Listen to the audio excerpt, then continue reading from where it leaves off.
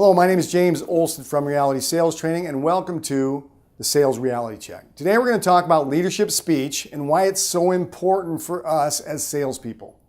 Many salespeople think that they are consultative sellers, that they are impartial. We are not impartial. We are leaders. Okay? Pareto, the father of the 80-20 rule, said that 80% of the orders in any market are going to 20% of the sellers. You know who those 20% are? They're the leadership sellers. So we have to be leadership sellers. We are not the goddess Themis, the goddess of justice.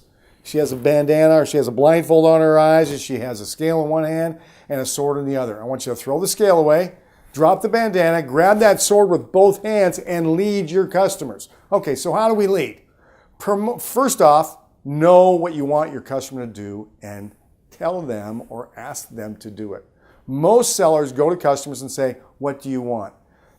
We prospected them already. We qualify them. They buy what we sell. We already know that. So we go to them, we say, "Mr. Johnson, I was thinking about your needs, and this program over the next 90 days is going to be great for you." Not, "Well, hi, Mr. Johnson, do you need anything today?" That's salespeople who act like that get treated poorly, of course, and then they blame it on the customer. Vary your intonation. If you just talk in the same tone of voice all day long, nobody wants to talk to you, they're not going to listen to you, and they're not going to follow you anywhere. So, vary your intonation a little bit. Show your audience that you care. Okay? Play your music. Play the instrument God gave you. Speak slowly.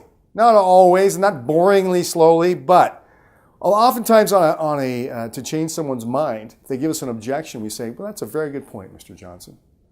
Let me give you 3 reasons that this works in spite of what you've told me." Number 1, if you start fast talking to somebody, you sound nervous, and then you make them nervous, and then they won't follow you or follow us.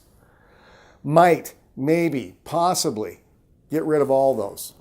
This is a pretty good deal. I used to say that all the time until a guy I was working with said, "James, if it's a pretty good deal, don't call the guy. You only call him with a great deal." Okay? If it's not a great deal, why call the customer? So, let me give you 2 other very specific leadership speech situations. When a customer says to you, "Is this the best you can do?" what they really mean is, "You're the lowest price. I'm just going to see if I can counter you." What we do there is we pull back. We say, "Gosh, John, I don't even know. Look over our shoulder. I don't even know if I can hold this price. We need to get this done right now," and we close. When they say, "Can you do any better?" it's the same thing. We pull back, and then we close. Pull back, reassure, and close. Okay.